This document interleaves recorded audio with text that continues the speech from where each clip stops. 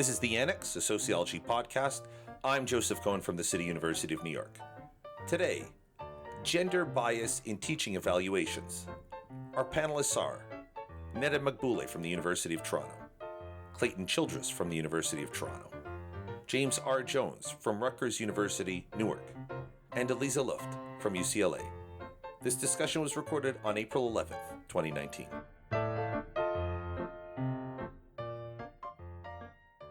Clayton, I know you wanted to talk about something. Yeah, I wanted to talk about the sociological evergreen topic of teaching evaluations. Ugh. Yeah. For me, this was really brought on by a great new paper by Rivera and Tichlich in the new ASR. So they basically take a quasi-natural experiment, ratings change at a large university that switched from a 10-point rating scale to a 6-point rating scale, and then support that with survey experiments. To show that finer grain scales, so the switch from a 10-point scale to a 6-point scale, decreases gender bias in teaching evaluations. The basic implication of this is that it seems like, according to students, unlike male teachers, women can be good. They could get a 6 out of 6, but they can't be great. They couldn't get a 10 out of 10. This is all coming in the rash of more empirical evidence that really, unless you're a Hemsworth brother, meaning you're fit, conventionally attractive white male who speaks California English, your perceived teaching effectiveness will be discounted by students, not because of what you do or how you teach, but because of who you are. And equally importantly, I think this also comes in the wake of a meta-analysis of evals by Uddle, White, and Gonzalez from a few years ago that estimates that evals only explain about 1% of the variance in student learning. So I was just curious if for other people, if this maps on to things you've noticed in your own teaching practice, if you've been having conversations about this with your colleagues, or if there's been resistance about conversations about this, and just generally what people think. Well, I think on my end, I think there's a recognition, at least at Rutgers, that, these teaching evaluations are flawed, right? In many ways, what you are having students fill out is a customer satisfaction survey. How much do they enjoy the course? And it really shouldn't be a metric in which we sort of use to judge the effectiveness of teachers for promotion. So I know, at least at Rutgers, they're moving away from the power that these evaluations have, and moving to actually evaluating professors in class, looking at how they construct their syllabi, and other more holistic approach. But this is something I was actually talking about in class. I was teaching in my course that I'm doing this semester on Blackish in the Black middle class, and we're reading some of the work of Adia Wingfield Harvey from No More Invisible Men. And we're talking about the ways in which there are scripts for particularly Black men, and we're having this really honest discussion about how you're received in the workplace, and how you, in many ways, have to perform to have good evaluations because you have these sort of heightened visibilities. And it was kind of candid with how this experience affects me with my students, and I was telling them about some of my course evaluations. They're overall pretty good, but they talk about my fashion choices. Mm-hmm. So my last evaluation was like, "Oh, we love Professor Jones. He's great. I wonder where he gets his pants from." So I was like, "Thank you, but I hope this is not actually useful if I get tenure or not." Yeah. Your response made me think, because so my husband teaches as well. He's a historian, and we compare our evals sometimes. And I get a lot of similar things, less so on my fashion choices, but that's because I'm lazy and wear the same clothes and Birkenstocks every day. But I get comments a lot like, "She's so passionate." I had a student tell me the other day after class where I lectured about why people kill other people and how they learn to be okay with it. And she came up to me afterwards and she was like, "I just want to say you're so cute." It's just so it makes me, I guess, my husband's evals are he really takes the time to thoroughly explain difficult concepts. And I get that too, but I certainly get many more comments on my disposition and personality. Yeah. And it made me think do students necessarily know what evaluations are for right? I mean, they might think, I want to give this person a compliment because I think that they're great for XYZ reasons, or I admire their style, whether it's their fashion style or their teaching style, versus this is something that is going to help my professor advance in their career.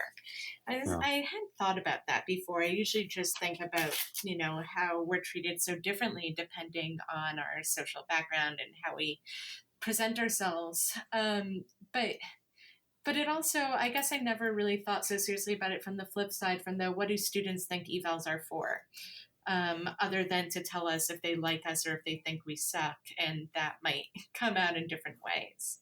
I have a personal experience with this that I assume I'm probably supposed to be embarrassed about, uh, but I'm not, and I don't care. So a few years ago, I lost about 30 pounds, and by far the most depressing thing of that is that my evals went up. Like my evals, I changed nothing in my courses, and my evals notably went up. Wow. And like because you don't win friends with salad, I've since put that weight back on, and my evals have gone back down.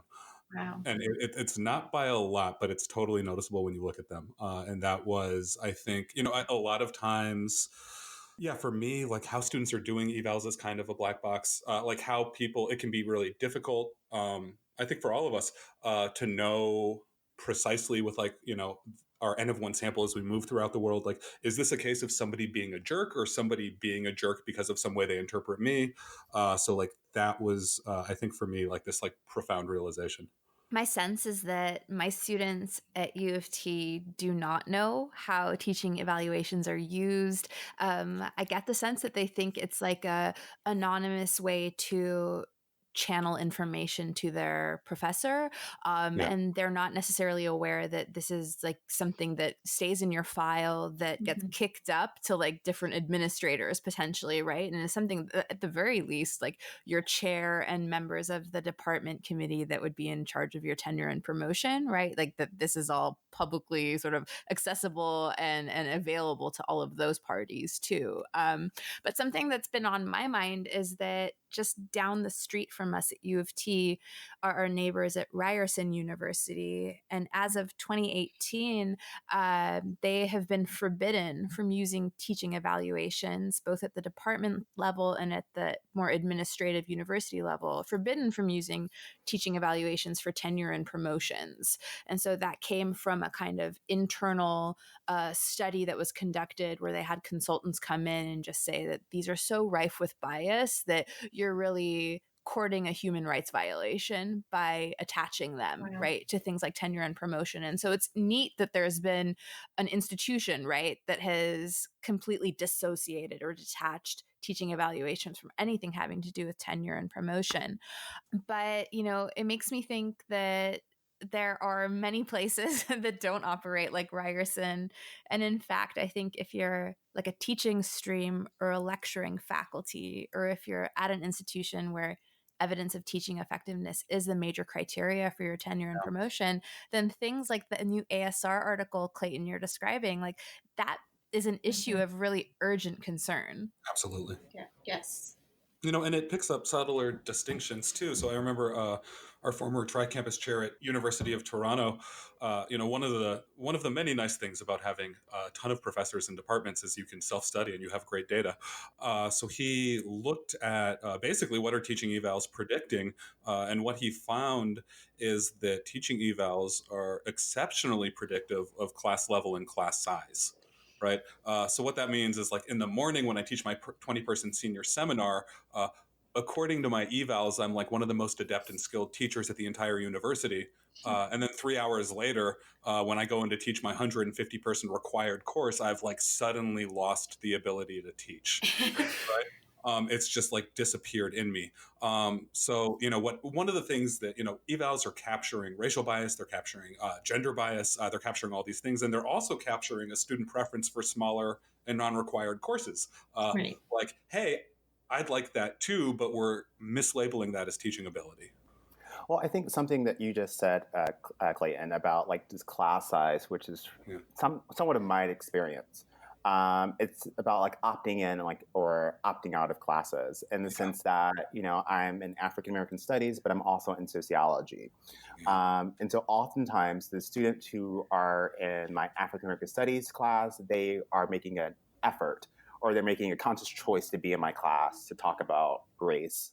And so my classes in African American studies just run differently than they do in sociology. And so typically what I do during my classes is they fill out their evaluation at the end of the semester, but I also do my own mid-semester survey to see how they're doing, and so I can also retool. And it was, I think I want to say last year, one student wrote, can we stop talking about race so much? And it was like, oh, I get it, in the sense, but like it was also very useful for me to sort of say, all right, let me tell you why we're doing everything that we're doing, and let me sort of explain these concepts and why, let's say, for in sociology, race is central to what we're talking about, and the course was on inequality. But it's just like a really a difference that I've noticed just within, or being in two disciplines, that my ratings will differ, because in African American studies, like, oh, this is an elective. Whereas in sociology, I'm taking this because I have to. I might not even be a sociology major or minor, but this fulfills some type of social science requirement. And so I'm here because I have to be, and I don't enjoy this experience. And you're going to feel that unhappiness in your evaluation. Absolutely. Wow, that's such an interesting vantage point from sort of your position as a cross-appointed faculty and these observations that you're making, because it's not something that like I would have thought of just teaching all of my classes in soc. But I think that there's like the piece that we've sort of talked about, which is bias as it's baked into the evaluation instrument itself, or the way that students take up that instrument and the bias that gets baked in at that moment in the process. But then there's also this other piece that I have to bring up, because this is the assistant professor takeover episode, which is, you know, like the bias that then gets brought in at the level of tenure and promotion, right? When like colleagues or outside evaluators are looking at that data, which is that we have, you know, evidence from, of course, like the work of professors like Tricia Matthew, who's written so much about tenure, that at a range of institutions, like from R1s, you know, through sort of every type that you could think of, teaching evaluations are this aspect of a person's overall dossier that gets brought in really selectively. And so when a committee is looking for a reason, let's say to not tenure someone, and we know that this is oftentimes an underrepresented faculty member, suddenly, right? The teaching evaluations become like urgently important. And so if there's negative evaluations in there, they're very salient. But if a faculty has already decided that they do want to tenure someone, right, then we have evidence that the role of teaching evaluations can be selectively muted for those people. I guess all I mean to say by that is like this is so it's super super scary, right? That it's like this bias is happening at multiple times in the process. Yeah, and I think, you know, the rating system is incredibly flawed. By best data, it does a horrifically poor job of measuring what it wants to measure. And I think a really important thing that James said is that we have to hold that this is not just, nobody likes to be evaluated. This is not like a complaint about being evaluated, right? And I think a point that James made is that like there are better ways. If we decide that teaching is worthy of evaluation, there are ways to like more holistically and better do that. My sense, you know, from the Rivera and Titchlich piece is like, what are teaching evaluations good for? And I was trying to think like, what are these things good for?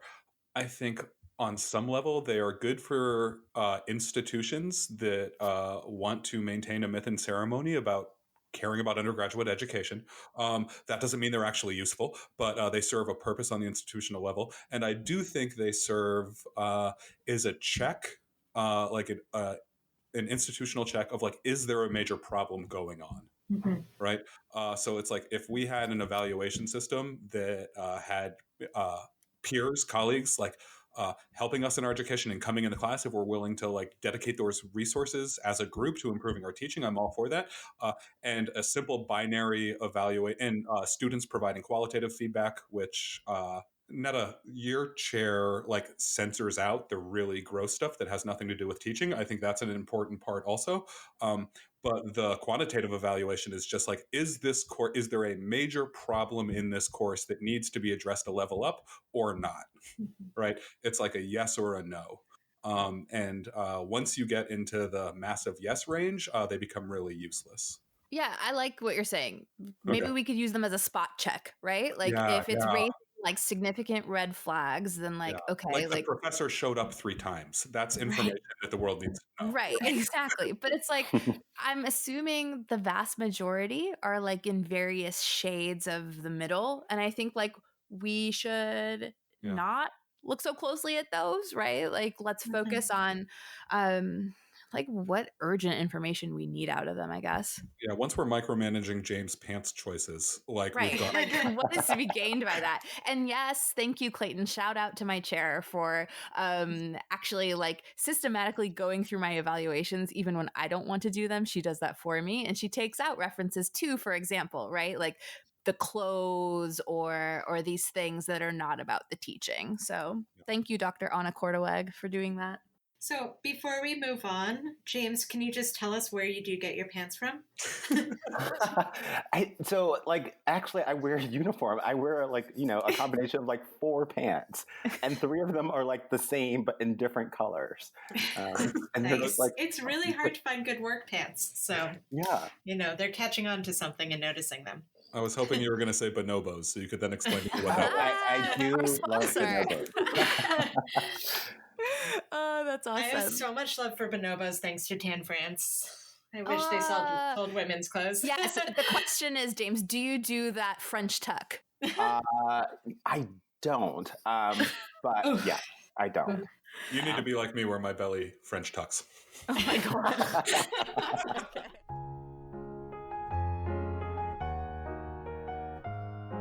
You've been listening to The Annex, an academic sociology podcast. You can visit our show site at sociocast.org/annex. We are on Twitter at Sociannex and on Facebook, The Annex Sociology Podcast. Our producer is Liseth Moreno. Music by Lena Orsa. I'm Joseph Cohen. Thank you for listening.